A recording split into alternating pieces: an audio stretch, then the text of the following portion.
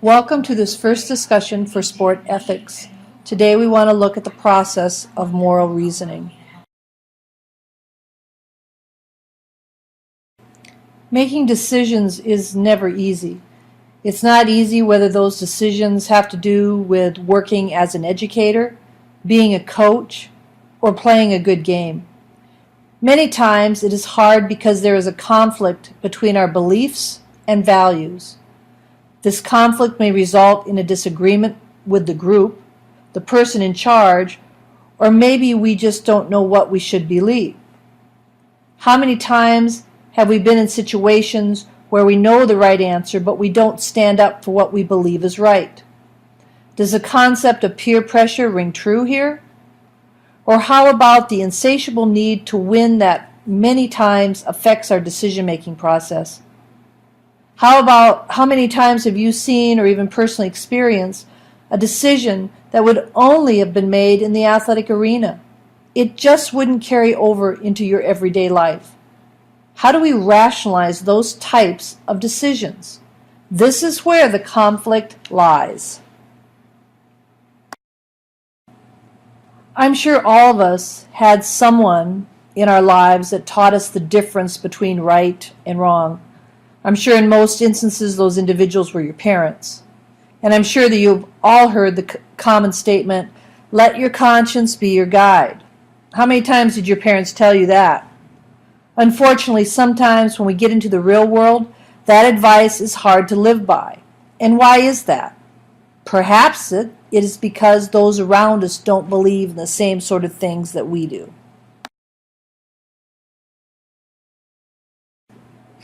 Is lying right or wrong? Now this question brings us to the common dilemma of good lies versus the bad lies, right? But really, you were no doubt taught as a child that lying was wrong. But in the real world, everybody lies, correct? Come on, you know that's the way it is. But should it be? So what should we do? Is what we learned as a child the right thing? Or is what is commonly practiced in society the right thing to do? This is a common dilemma of life in the real world. This brings us to the next question. What is fair play? Does it have a place in this world of modern sport? This is the type of question that you have to be able to answer for yourself. I feel that all too often we get caught up in the world of watching professional sport or the unprofessional college sports. But remember, the majority of you in this course are going to be high school coaches. And this question of right and wrong is very important. You must remember that the prime mission of the National Federation of High School Associations, which is the governing body you will be working under, is to enhance the educational experience, to promote sportsmanship, to promote fair play. You don't see anywhere in that mission statement that we need to focus on winning no matter the cost. No, we are supposed to contribute to the educational process. And is not moral development part of that? Should not our goal as educators be to help develop values? What is a value? What does that mean to you? I need you to spend some time thinking about this and what it means to you. We will come back to this concept later in the lecture. So what I'd like to do is give you a dilemma to consider. James hits a volleyball over the net. The ball grazes your fingers and lands out of bounds. What do you do? Should you tell the referee? Now let me guess what you're thinking. The ref gets paid to make those decisions. That's exactly what you are thinking, isn't it? What would you do if you were asked if you touched the ball? Would you say yes? My guess is your answer is no way. All is fair in love, war, and sports. That's pretty much what you're thinking, correct? Believe it or not, I did have this situation happen to me as a young coach. And honestly, I chose the wrong path. I let myself be jaded by the outcome, which is, of course, winning the contest. I did not consider the process. In my early years as a collegiate volleyball coach, the Rules Association had what we called honor calls. In fact, some conferences still use this process. I had a freshman volleyball player who went up for the block, and it appeared as though she did not touch it. The ball sailed out of bounds, and we were all celebrating. when all of a sudden, here was this young athlete telling anyone who would listen she had just touched the ball. The referees, to their credit, honored her call. I literally just unleashed on the young athlete, basically saying all the things we alluded to above. That's what we pay the officials to do. To make a long story short, I was wrong. It took a few years as a coach to realize the mistake I had made. The athlete did the right thing, and the coach, me in this instance, was in the wrong. I was expecting this athlete to compromise her value system, to go against her moral compass for the quest of a victory. But what we typically see in the sport worlds is that in these type of situations, lying is acceptable. Why? Because in this scenario, the game is about gaining an advantage. This has become a common and acceptable practice. But is this where we want sport to be? Do we want to teach kids that lying is acceptable because it is common practice? Is that the behavior you want your own children to display? Do you want your children to lie to you? Or perhaps consider the teacher who says to your children, here are the rules, and here are the ways to break the rules and avoid getting caught so that you can still get an A. I'm pretty sure that if this teacher was teaching your child, you would be marching right into the principal's office complaining of this practice. If you don't want these things to happen, then we have to create consistency across the board. Young kids cannot be asked to determine when it is okay to lie and when it is not. Their brains just don't work that way. So what we're doing is creating a conflict among this population of youth. This is a very different point of view, isn't it? In this response, the athlete is more concerned about the performance than the result. The difference has to do with values, and more specifically, what the athlete values. So now let's come back to the issue of values. A value is something that has worth to you. When we have a value, it shows up in every aspect of our living. We spend money on things we value. We budget time and energy for our values. The person who talks about something but never does anything about it is not speaking of anything he or she values. Values tend to have a persistence and assume a pattern in our lives. In other words, they are not one-time occurrences. They are everyday occurrences. Let's talk a bit about the difference between non-moral and moral values. A non-moral value would be, I like music from the 70s. Now, while I'm sure you all appreciate music that is much more current, this is a non-moral value. A moral value has to do with how other people value us or how we value people. Here's one of the first big questions you need to consider as we start our journey through this course. How do you want to be valued? There's no right or wrong answer. You are the only person that can answer this question. Your challenge is how you choose to answer it. Let's look at another dilemma. Let's look at an example that goes way back. Paul Brown is best known as the first coach of the Cleveland Browns. In fact, the team is named for him. But like so many coaches, Coach Brown started his career as a high school coach at Massillon High School in Massillon, Ohio. He analyzed the rules to find an advantage, and he found one. The rules made no mention of what a uniform should or should not look like. There only had to be a number on the back.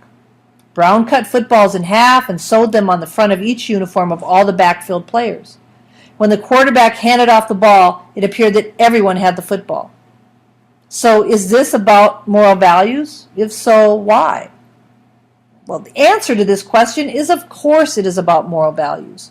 Brown's tactics had a direct effect on the opposing players, the game of football, and the purpose of the Federation of State High School Associations. As we move into this next question, I want you to consider two things: the spirit of the rule and the letter of the rule.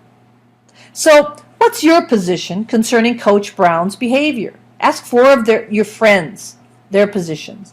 Ask two individuals who are considerably older than you their positions. Do you all agree? Why or why not? The examples provided on the previous slides might come from the past, but they still exist. We don't have to look very far in the past to see other instances of questionable behavior on the part of coaches. For example, Joe Paterno's fall from grace, or how about the Ohio State football program with the cases of academic fraud? Let's look at the issue of being ethical. Being ethical is not just about following the rules. An ethical individual in sport follows the rules, yes, but they also value the rules. They believe in the rules. They honor the spirit of the rules. In other words, they look beyond the letter of the rule. They strive to work within the framework of what the rule intends. I want to share a more recent example of ignoring the spirit of the rule in sport. When I was coaching, another coach in our conference basically took the Paul Brown road. There is a rule in volleyball that prevents athletes from screening the view of the opponents when your team is serving. The rule at the time read that players may not stand with their arms, hands, notice the plural here, extended above their heads. This coach had his players stand close together and with only one arm or hand extended above their heads. Now, as coaches, we were appalled by this move on this coach's part. The officials were powerless, as technically he was within the letter of the rule, but certainly not the spirit of the rule. As a result, this following summer, the NCAA reworded the rule to include a single arm/hand. If we have to continually write rules because coaches cannot see the spirit of the rule, then we are soon going to be lugging around volumes of rule books just to make sure we have everything covered. Now, how many of you have seen the movie Bobby Jones' Stroke of Genius? We're going to be taking a look at a clip from that movie. But before we do, I want to talk a little bit about golf. Golf becomes a great example for us here. Those of you in this class who golf, I'm sure many times go out and play rounds by yourself. When you have an unplayable lie, do you take out your old foot wedge to resolve the problem, or do you take the one-stroke penalty? How about when you hit the ball out of bounds? Two-stroke penalty or your fifth mulligan of the round? My guess is that most of us play by the rules. We take the penalties because in this situation we understand that the rules are an important part of the game. Is it heroic that we play by the rules? No. Perhaps in the case of Bobby Jones, the rules help not only define the game, but define who we are as well. Isn't it sad that we don't extend this belief into other sports as well? Anyone can muddle.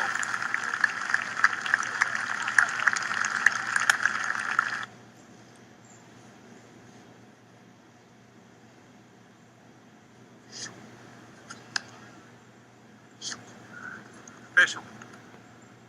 Official. I've caused my fault. Bobby. We've talked with Walter, all the officials, and several people in the gallery. Nobody saw your ball move. It seems a matter for you to decide. Are you sure you caused that ball to move? I know I did.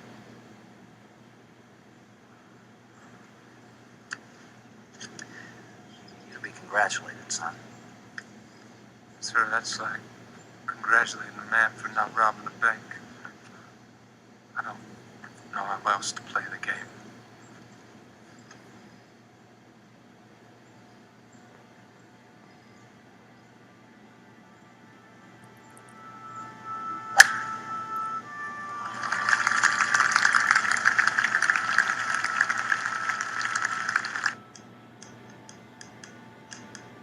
Bobby Jones lost the U.S. Open by one stroke.